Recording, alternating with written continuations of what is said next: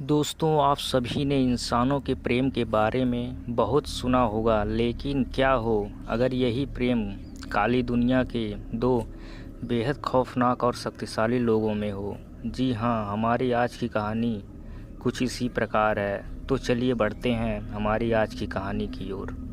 बहुत समय पहले की बात है। एक घना और खौफनाक जंगल था जिसे लोग भूतिया वन के नाम से जानते थे।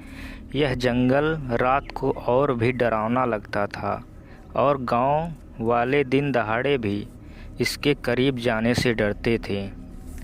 कहते हैं यहाँ दो भयानक प्राचीन शक्तियाँ वास करती हैं, एक डाकिनी और दूसरा ब्रह्म राक्षस। दोनों का इतिहास बहुत ही अजीब था और उनके बीच एक विचित्र रहस्यमयी प्रेम कथा भी जुड़ी हुई थी। डाकिनी एक खूबसूरत और जादुई महिला थी। जंगल के सबसे गहरे हिस्से में उसका महल था जहाँ वह रहती थी। उसकी आँखों में एक खास चमक थी और उसकी आवाज़ से कोई भी सहज रूप से आकर्षित हो जाता था। लेकिन उसकी सुंदरता के पीछे एक खौफनाक सच छिपा हुआ था। वह अपनी शक्तियों से लोगों को अपनी ओर खींचती थी, फिर उन्हें अपने मायाजाल में फंसाकर उनकी आत्माएं ले लेती थी। डाकिनी ने कभी किसी से सच्चा प्यार नहीं किया था, क्योंकि उसकी आत्मा का असली रूप बहुत विकृत था और उसकी जादू की शक्ति ने उसे मानव संबंधों से दूर कर दिया था। वहीं जंगल के दूसरे कोने में एक भयानक ब्रह्म राक्षस रहता था। वह पहले एक महान साधु था, लेकिन एक दुष्ट मंत्र के कारण उसे श्रापित कर दिया गया था। श्राप के कारण वह एक भयानक खौफनाक राक्षस में बदल गया था, जो अपने पापपूर्ण भूख को शांत करने के लिए किसी भी जीव का शिकार करता था। उसका दिल कटा हुआ था और उसकी आत्मा में अहंकार छाया हुआ था। वह जंगल का शासक था, लेकिन उसके अंदर की एक गहरी तन्हाई और अकेलापन उसे बेचैन करता था। एक रात जब चांदनी रात थी और जंगल में सन्नाटा छाया हुआ था, डाकिनी अपनी शक्तियों से जंगल के अंधेरे में तैर रही थी। उसी समय ब्रह्म राक्षस ने अपनी क्रूरता से शिकार करने के लिए जंगल में कदम रखा। दोनों की नज़रें एक क्षण में ही मिल गईं। डाकिनी ने देखा कि वह राक्षस सिर्फ एक भयंकर प्राणी नहीं था, बल्कि उसकी आंखों में एक अजीब सी उदासी और दर्द था। वहीं ब्रह्म राक्षस ने डाकिनी को देखा और उसकी आंखों में एक अनकही कहानी महसूस की। उसकी जादू से तो वह बच सकता था, लेकिन उसकी आत्मा में जो दर्द था वह उससे भी महसूस कर रहा था। दोनों की मुलाकात ने एक अजीब सी खामोशी को जन्म दिया। डाकिनी ने ब्रह्म राक्षस से कहा, तुमने श्रापित जीवन जीने के बाद भी अपनी क्रूरता को ही अपनाया है, लेकिन क्या तुम जानते हो कि तुम्हारे अंदर एक दर्द है जिसे तुम छिपा रहे हो? ब्रह्म राक्षस ने गहरी सांस ली और कहा, तुम क्या जानोगी डाकिनी, तुम तो सिर्फ अपनी ही शक्तियों में खोई रहती हो। मुझे तो कभी किसी ने समझा ही नहीं। डाकिनी मुस्कुराई और बोली, मुझे लगता है कि हम दोनों के अंदर एक ही तरह का खालीपन है।